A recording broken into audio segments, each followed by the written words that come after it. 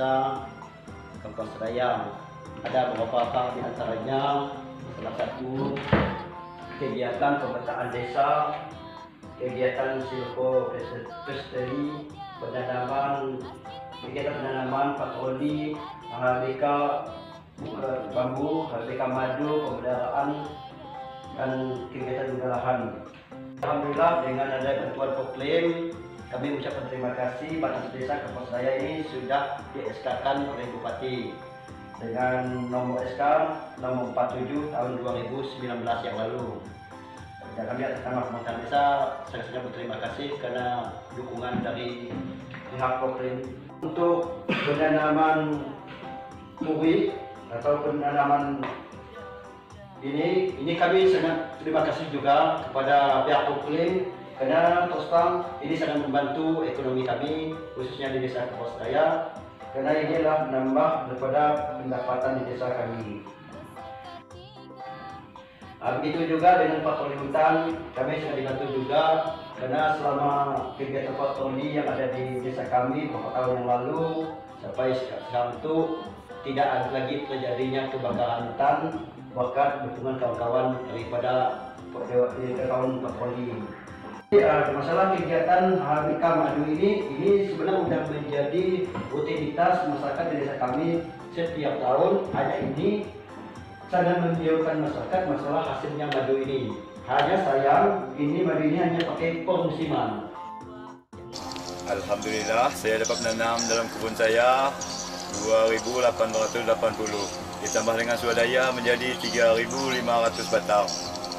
Bila dengan harga jual basah berkisar harga kadang-kadang 4.000, kadang-kadang 5.000. Dan kemudian saya usahakan untuk membuat jemuran untuk memperluaskan usaha. Jadi agak lebih meningkatlah dengan adanya tanaman kebun puri ini.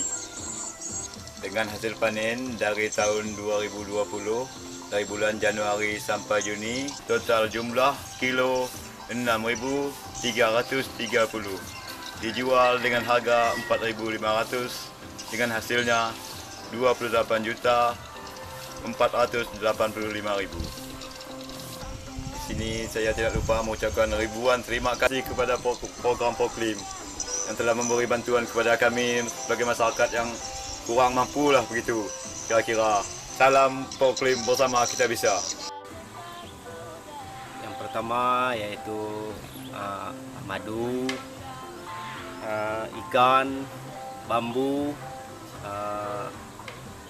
petanam puri, kebun puri, habis itu pemetaan wilayah Desa Kampung Seraya. Samsul Bahari, yaitu Kurniadi, Mas Pri, Yakobus untuk di Desa Kampung Seraya.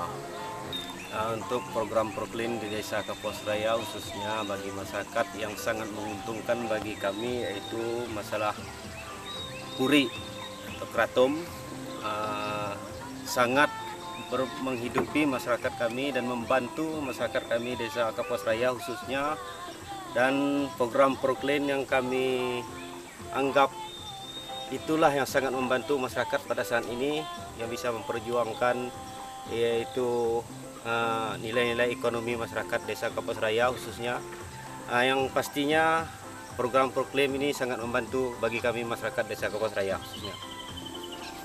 Saya atas nama masyarakat Desa Kampung Seraya mengucapkan banyak-banyak terima kasih kepada program Proklim yang bagaimana telah membantu kami masyarakat Desa Kampung Seraya dengan sepenuhnya dan bisa untuk meningkatkan ekonomi kami Desa Kampung Seraya.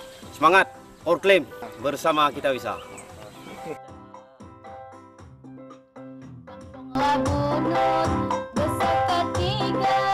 Macam-macam etnis dan budaya, mengingat kita semua walaupun beda tetap saudara. Kelompok silvopastoral berjumlah 5 orang tahun 2019. Banyaknya ayam berjumlah 500 ekor.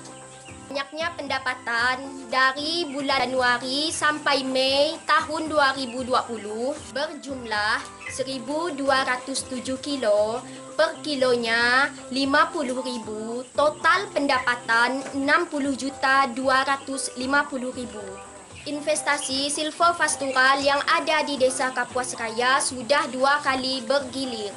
Terima kasih kepada program Forklim yang telah membantu kami dan terima kasih juga kepada Kementerian KLHK.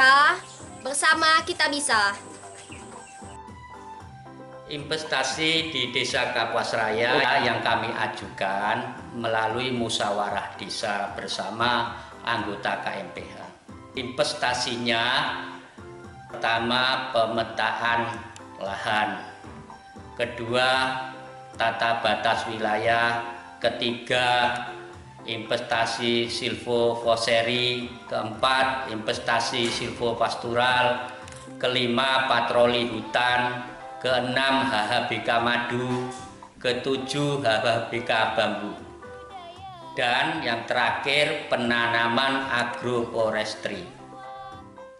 Investasi tersebut kami monitoring bersama-sama PL, FD, beserta anggota kami di LPM maupun masyarakat. Dalam investasi di Desa Kapuas Raya, terutama agroforestry, dalam jumlah KMPH 71 orang, menghasilkan seluruhnya 70.723.000. Dan ada investasi lain lagi kayak silvopastural sudah 2 kali bergulir, sudah mendapatkan hasil 60 juta.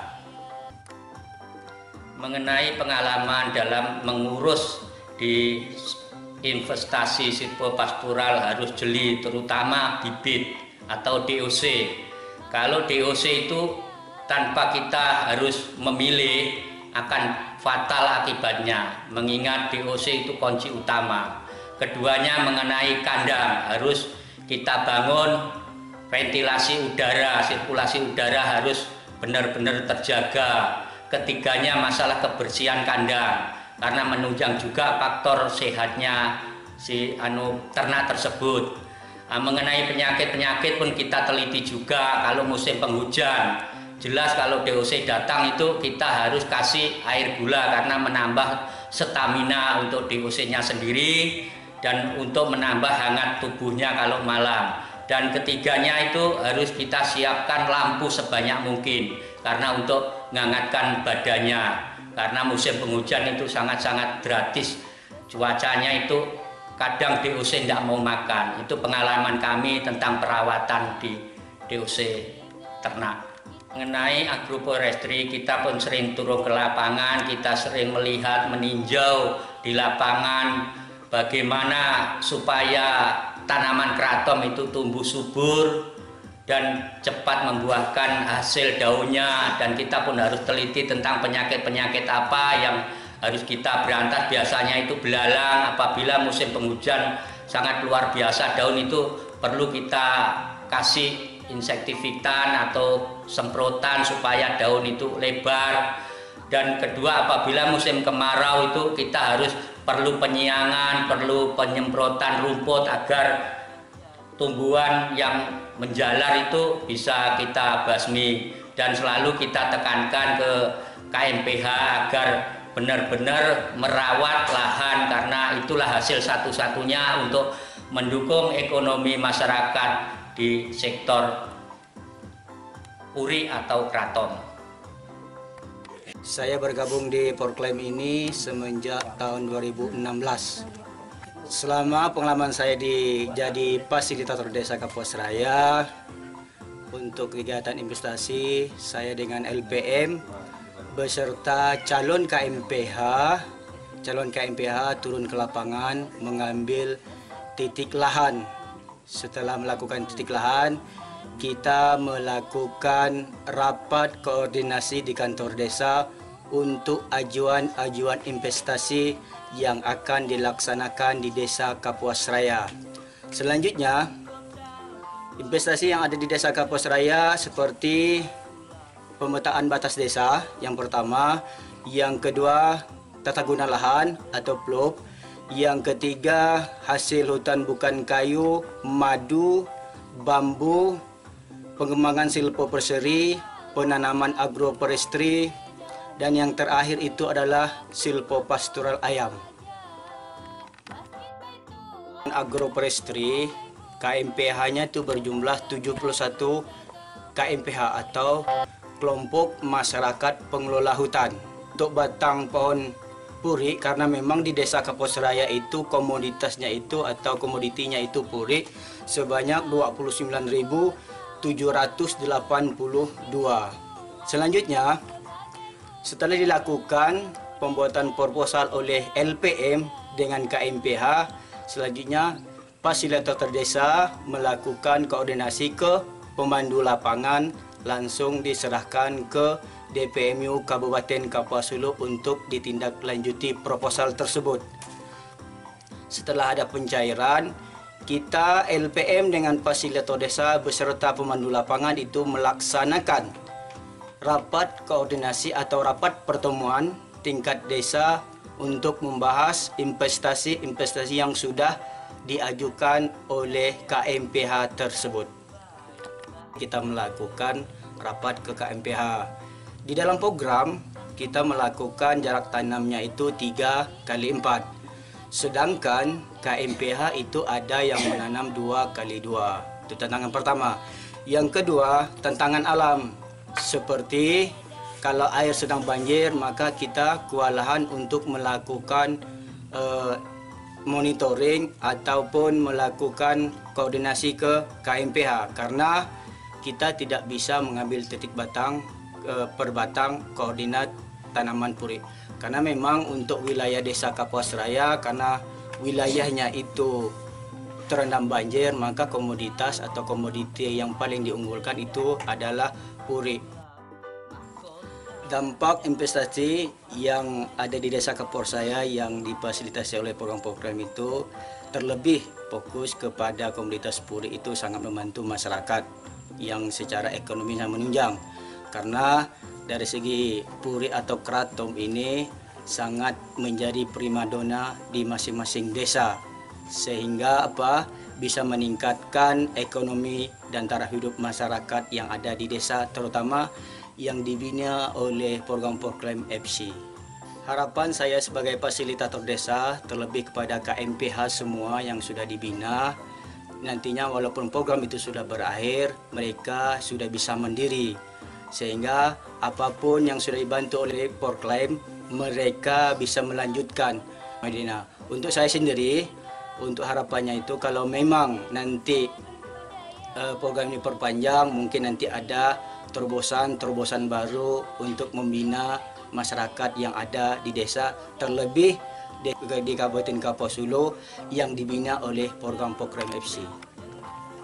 Kami menyarankan kepada Porklaim semoga ini bisa berkelanjutan ke depannya, karena kami sebagai dari pemerintahan desa sangat mengharap bantuan masalah pendampingan fasilitator desa dan LPM yang ada di Desa Kapuasraya. Itu memang dah cukup bagus, karena terus terang setiap ada kegiatan atau informasi yang didapatkan dari kabupaten, khususnya FD atau fasilitator desa sering datang ke desa kami, karena apapun informasi mereka sampaikan kepada kami supaya kami pun desa mengetahui apa kegiatan. Jadi kami sangat terima kasih. Inilah yang sangat kami harapkan, supaya kami dengan fasilitator desa dan LPM itu tidak ada perbedaan dalam menyampaikan informasi. Kami terima kasih, semoga kerjasama seperti ini dapat berlanjut. Di tahun 2021 kami insya Allah di dalam musdos yang akan datang, kami ingin sampaikan supaya masyarakat ini bisa berkontribusi di dalam kegiatan di desa. Kalau tidak ada kegiatan-kegiatan lain, kami siap membantu semampu kami, karena di sini ada yang bisa dibantu dalam pemberdayaan di bidang di dalam keuangan desa itu ada pemberdayaan. Jadi dana itulah bisa untuk bantu ke masyarakat. Kami sangat berterima kasih kepada Porklaim FC. Semoga dalam kegiatan ini yang akan datang bisa berkelanjutan, Karena dengan ada program proklaim ini sangat membantu di desa kami, karena beberapa macam kegiatan mungkin kami desa tidak bisa menyelesaikan, kami bisa diselesaikan oleh pihak proklaim. Contoh yang paling terberat itu adalah batas desa. Jadi sangat berterima kasih. Semoga dalam kegiatan ini bisa kita saling kerjasama yang akan datang. Sekali lagi terima kasih kepada program proklaim. Semoga kita bisa bekerjasama untuk menjadi desa yang mandiri.